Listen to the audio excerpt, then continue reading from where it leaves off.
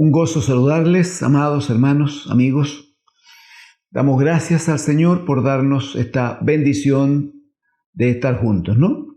Gracias al Señor, gloria a Él y sean todos bendecidos en Jesucristo el Señor.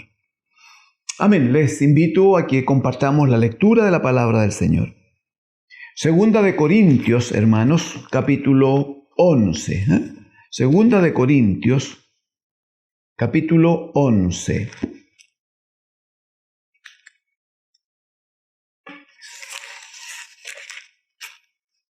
Vamos a leer allí los primeros 3 versículos.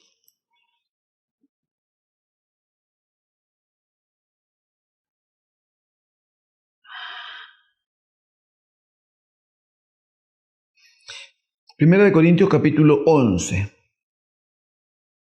versículo 1, 2, 3 y agreguemos el cuarto que nos parece de toda necesidad. Amén. Leo en el nombre del Señor Jesucristo.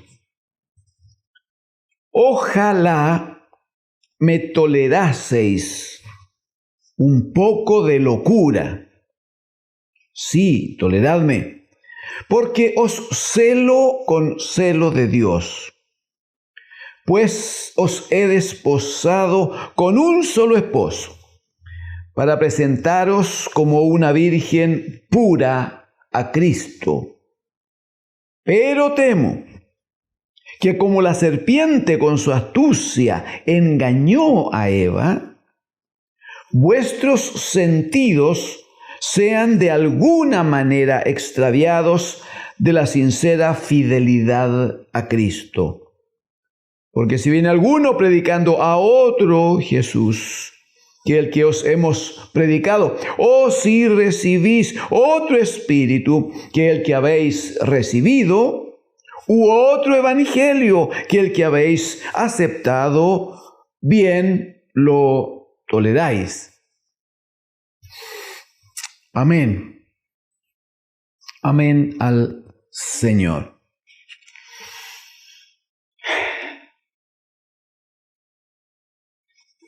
Como hemos visto, amados hermanos, el apóstol está empeñado en que la iglesia del Señor en Corinto, en el primer siglo, y la iglesia que hoy milita en el camino del Señor, pueda avanzar en esta carrera que tenemos por delante, pero de la manera que agrada a Dios. No es correr por correr. Pablo dice precisamente en la primera carta a los Corintios, dice: yo de esta manera corro, dice, no como a la aventura, y de esta manera peleo, no como quien golpea al viento, sino que golpeo mi propio cuerpo, porque necesito no correr el riesgo, dice, de que habiendo sido heraldo para otros, yo mismo venga a ser desechado. El Señor, por el Espíritu, a través de Pablo, Él está diciendo, miren, necesitamos cuidar ciertas cuestiones que necesariamente deben ser parte de nuestra vida. Y aquí hay un planteamiento, usa el apóstol, observen por favor que en ninguna parte usa el término matrimonio, no lo usa en ninguna parte. No está diciendo voy a hablar del matrimonio, de la relación de la esposa con el esposo, nada. Sin embargo, especialmente en lo que nosotros hemos leído hoy, está muy clara la figura de cómo debe darse la relación en el matrimonio. Parte Pablo diciendo, miren, voy a hablar como hablaría un loco. Así voy a hablar, como hablaría un loco. Ahora, no podemos separar esto de tolerarme un poco de locura, no podemos separarlo de lo que dice el apóstol a los romanos, cuando dice, ¿no?, que no me avergüenzo del evangelio, porque es poder de Dios para salvación, poder de Dios para salvación. Y cuando comienza la carta a los Corintios, la primera carta, él va a decir entonces que la predicación del evangelio claramente es locura para los que se pierden. Pero para nosotros, dice, es poder de Dios, es manifestación de la gloria de Dios. ¿Qué estamos diciendo entonces? Que cuando Pablo dice toleradme un poco de locura, lo que está diciendo es que él va a hablar del poder de Dios, que se ve como locura, pero cuidado, hermano, porque se ve como locura para los que se pierden o entre los que se pierden. Más para los que se salvan, dice Pablo, esto es para nosotros. Esto que para otros es locura, para nosotros es poder de Dios, poder de Dios. Y sabemos que es poder de resurrección, es poder de cambio de vida, es poder de gran esperanza, ¿no? Para los que estamos en Cristo, el bendito Hijo. Muy bien.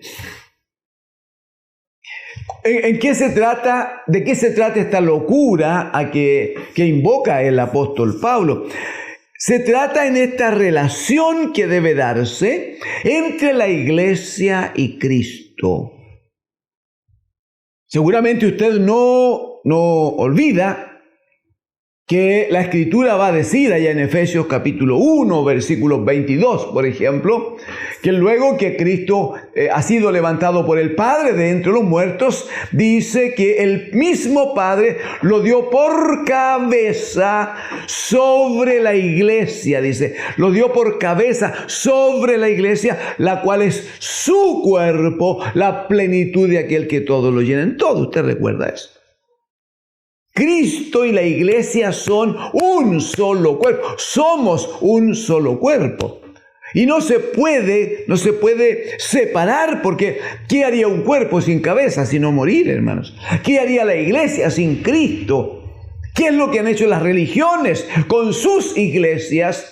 Por no proclamar a Cristo, por no tener a Cristo como Señor de su vida, como quien les alimenta, les gobierna, les dirige, pero quien les da también de la acción del Espíritu. ¿Qué es lo que han hecho? Allí están, llenos de idolatría, llenos de figuras, tratando de levantar hombres, vivos algunos, muertos otros, para que la gente adore, idolatre, porque no está la palabra del Evangelio, porque no está el Espíritu del Señor provocando vida en ellos para que vivan en el orden del Señor.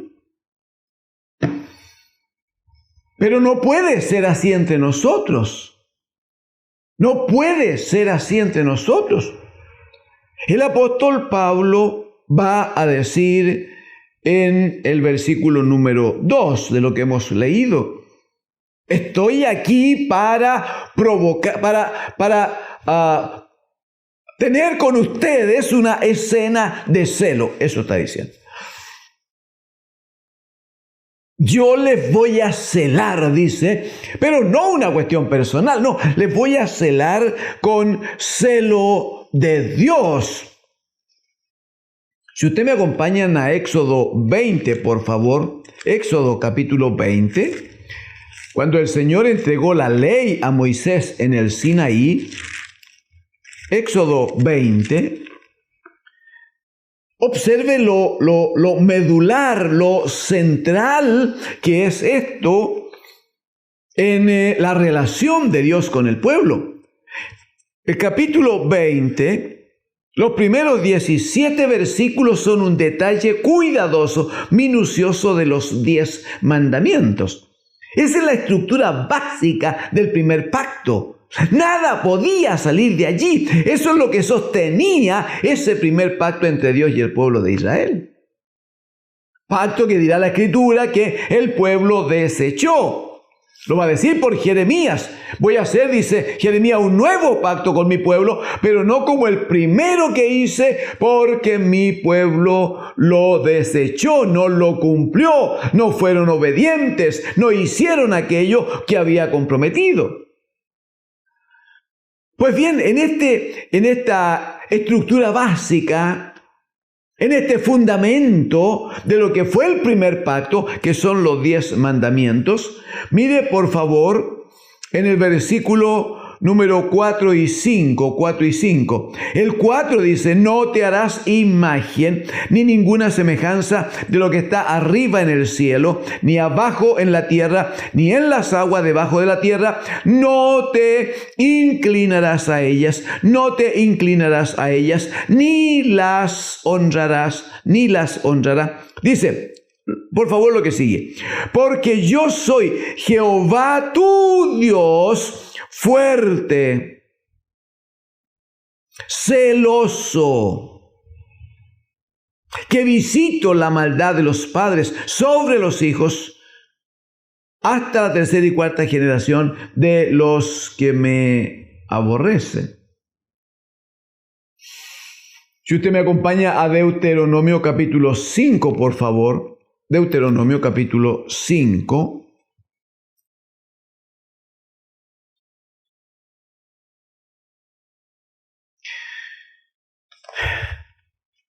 Moisés está recordando al pueblo precisamente la ley de Dios, la ley de Dios. Y los primeros 21 versículos del capítulo 5 son una repetición textual de los 10 mandamientos. Allí se manifiesta lo que se ha dado en llamar el terror del pueblo, cuando el pueblo ruega a Moisés que Dios no hable con ellos, porque tienen terror, temen ser muertos a causa de la presencia del Señor. Entonces, ¿qué hace Dios a través de Moisés? Capítulo 6, por favor. Capítulo 6. Mire cómo comienza el capítulo 6. Dice, estos pues son los mandamientos, estatutos y decretos que Jehová vuestro Dios mandó que os enseñase para que los pongáis por obra en la tierra a la cual pasáis para tomarla. Verso 2. Para que temáis a Jehová tu Dios guardando todos sus estatutos y sus mandamientos que yo te mando hoy. Tú, los que deben guardar los mandamientos, tú, tu hijo y el hijo de tu hijo, todos los días de tu vida, para que tus días sean prolongados. Oye pues Israel, verso 3, cuida de ponerlo por obra para que te vaya bien, en la tierra que fluye leche y miel, y os multipliqué como te ha dicho Jehová, el Dios de tus padres. Entonces, mira el 4, oye Israel. Aquí empieza la palabra de Dios. Oye Israel, Jehová nuestro Dios, Jehová uno es. Vamos a ver que Pablo a los Corintios les va a hablar de esta relación matrimonial. Y así como en el matrimonio Dios ha dispuesto que haya un hombre y haya una mujer, y se deben cuidar y reservar el uno para el otro, para no cometer pecado, puntualmente adulterio.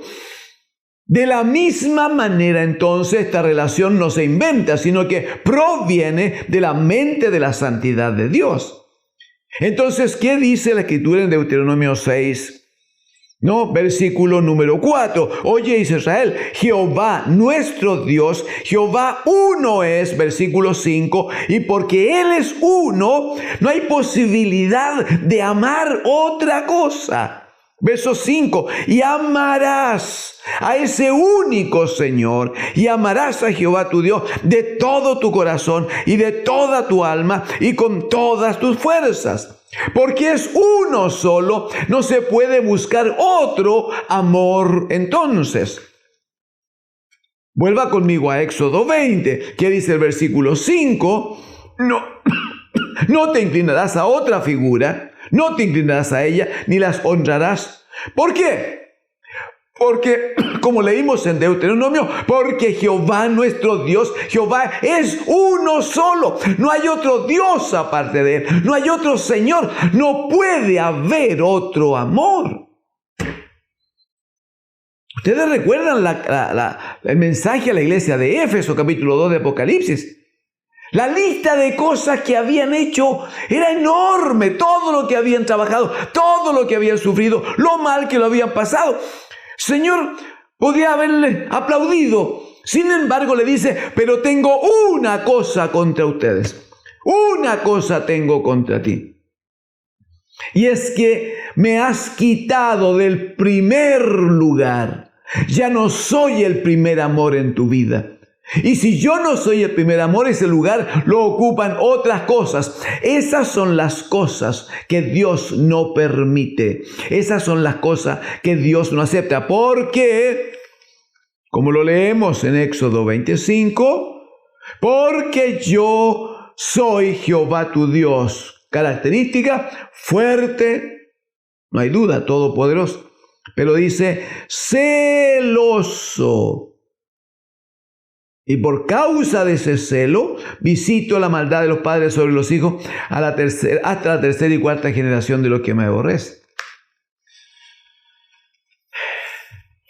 Pablo está usando toda esa información que tiene, todo ese conocimiento que ha recibido en su formación como fariseo, y él le dice entonces a los corintios bajo la acción del Espíritu, Corintios 11:2, porque os celo, pero no desde el punto de vista emocional mío, no es una cuestión sentimental, no tiene que ver conmigo, tiene que ver con el celo de Dios, ese Dios que es único, ese Dios que no admite comparación, ese Dios que nunca podrá tener competencia, ese Dios que no tiene debilidades.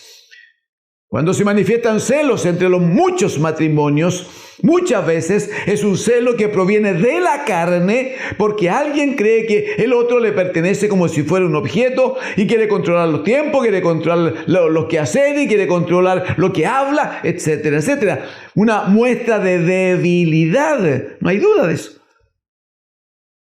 Pero nuestro Dios no tiene ninguna debilidad. Y Él no tiene que controlarnos a nosotros absolutamente en lo que hacemos, donde estamos y dónde vamos. No, pero si Él nos conoce, hermanos. Nos conoce, dirá la Escritura, Salmo 139, desde que fuimos formados en el vientre de nuestra madre. Nuestro embrión vieron sus ojos. Entonces no es que Él quiera controlarlo con un celo enfermizo o el celo carnal de que habla Pablo a los Gálatas. No, Él está hablando de ese celo de quien se sabe creador, dueño, padre y un marido, como se lo dice a Israel. Aunque yo he sido un marido para vosotros, le dice. Y Pablo toma la figura y dice, bueno, bien, yo les celo con celo de Dios.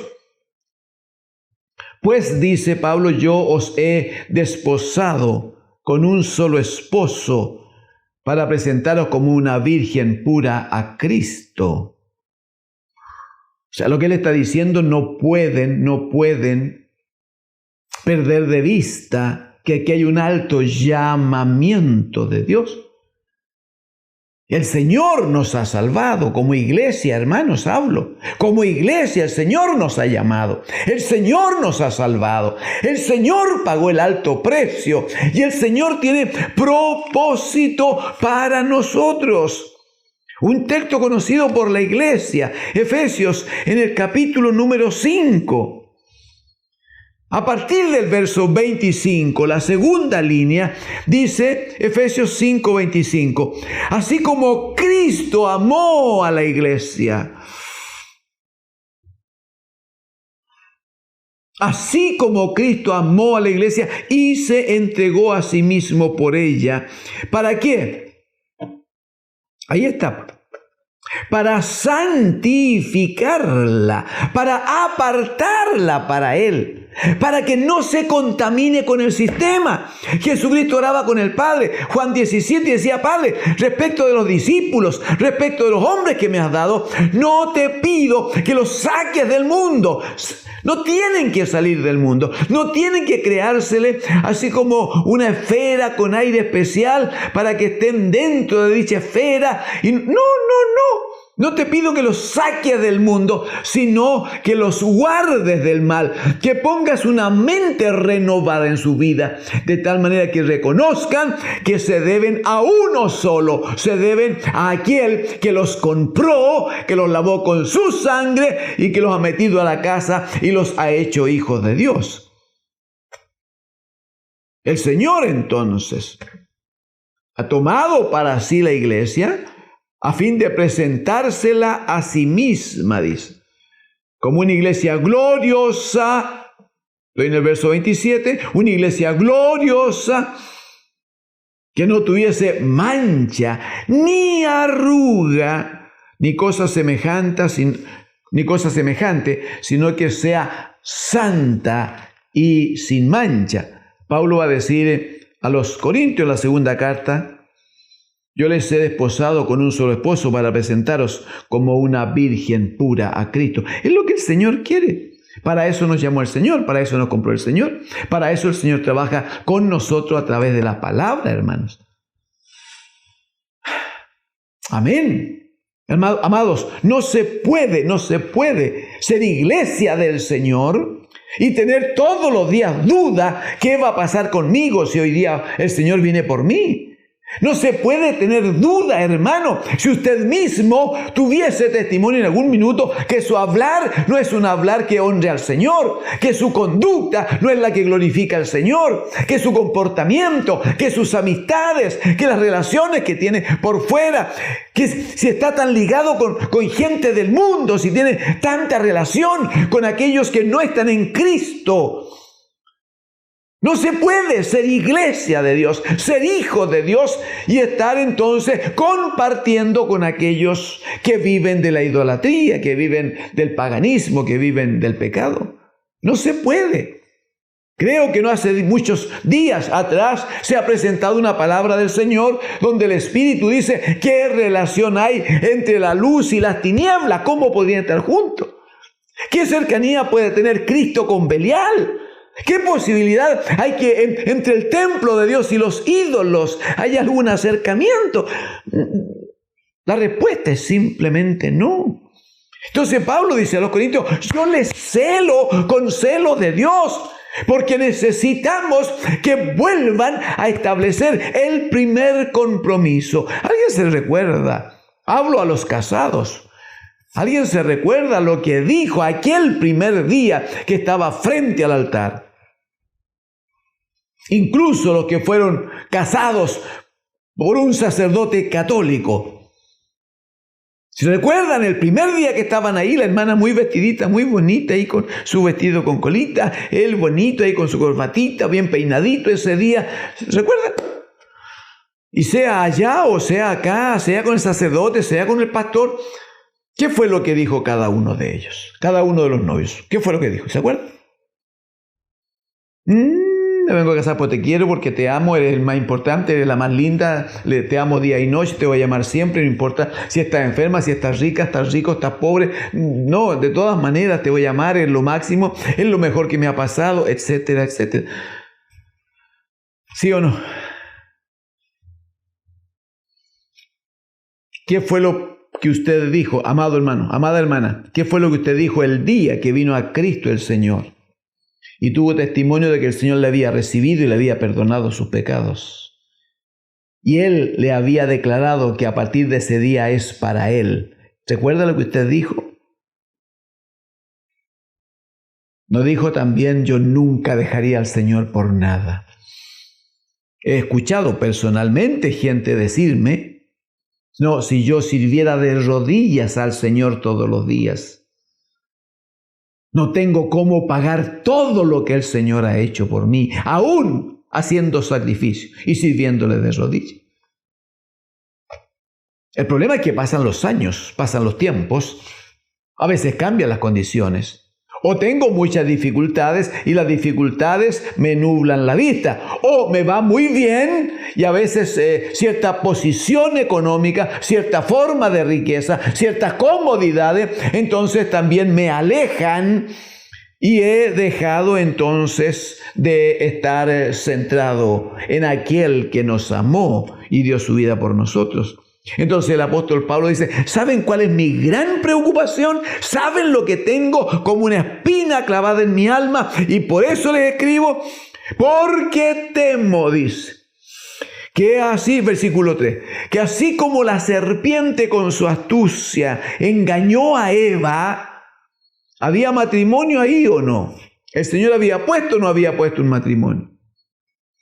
Así como La serpiente con su astucia engañó a Eva. ¿Cuál fue la consecuencia de ese engaño?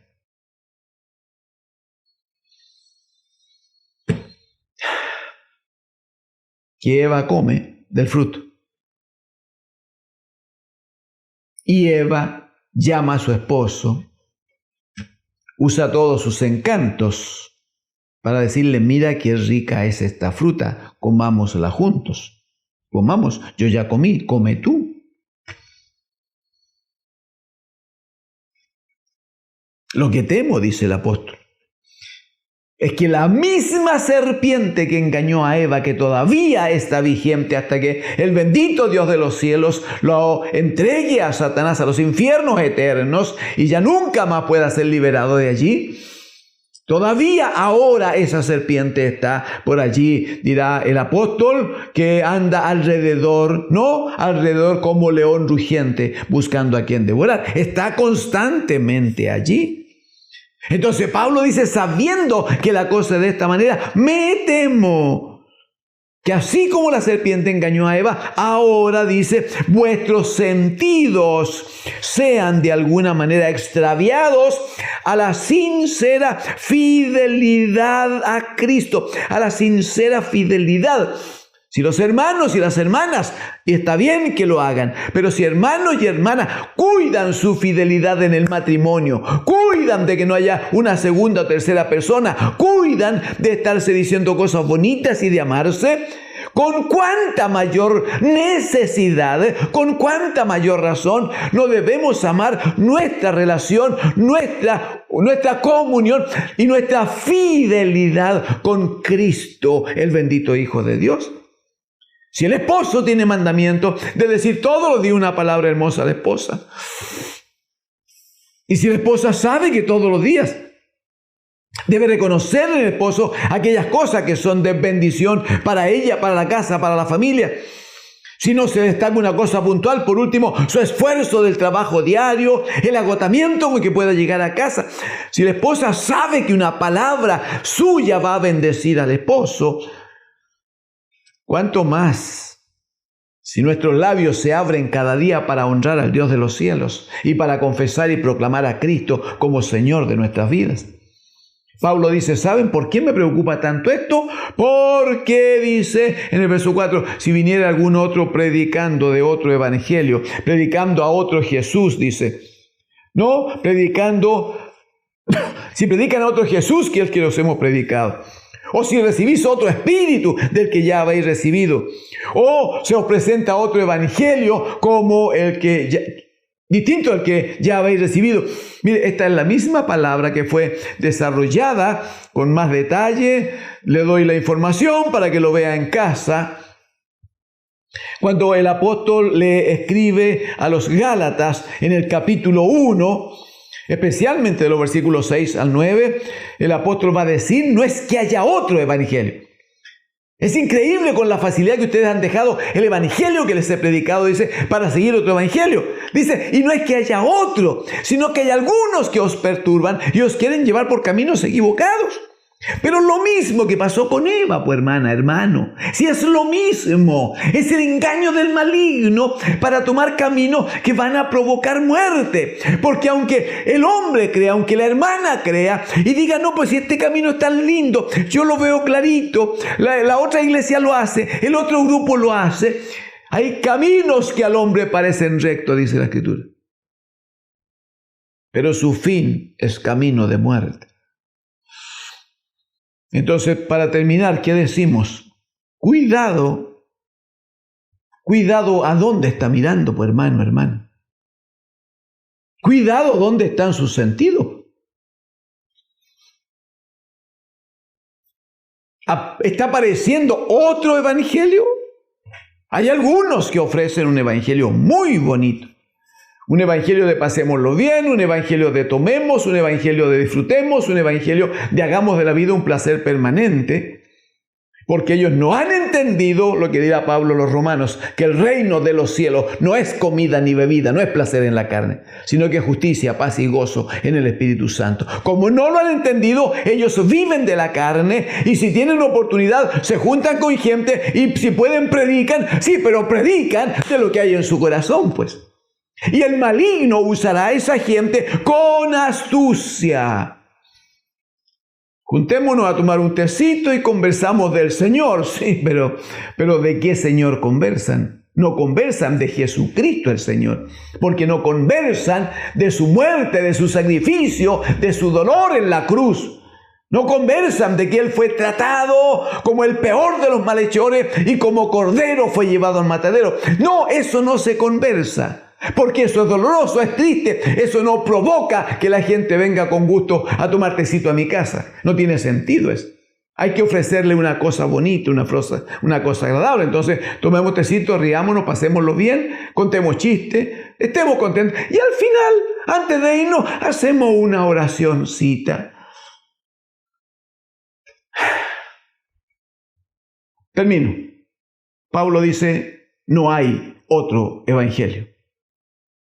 ¿Y cuál es el evangelio? Se lo dijo aquí a los Corintios, primera carta, capítulo 15, que Jesucristo murió en la cruz por nuestros pecados, conforme a las Escrituras, y que fue sepultado, y que Dios el Padre con poder le levantó de entre los muertos y le sentó a su diestra como Señor y Cristo para que gobierne sobre todas las cosas, especialmente sobre nosotros, y le puso de cabeza sobre la iglesia, la cual es su cuerpo. Esa es una verdad que no puede faltar en nosotros y no podemos nosotros engañarnos, hermano. ¿Verdad que necesito terminar lamentablemente? Pero no puede usted engañarse. La iglesia no puede engañarse. ¿Sabe quiénes son los únicos que pierden si nosotros traicionamos al Señor? ¿Sabe? Son los únicos que van a terminar muy mal si no somos fieles al Señor. El Dios de los cielos, como dice Isaías 66:1, seguirá sentado en su trono. El cielo es mi trono, dijo él, y seguirá usando la tierra como estrado de sus pies. ¿Sabe quiénes son los que perdemos la bendición de estar unidos en Cristo para pronto volar a la casa del Padre si somos infieles? Que el Señor trabaje con su iglesia, que el Señor bendiga sus vidas, hermanos. Que el Señor trate sus corazones y su alma en él.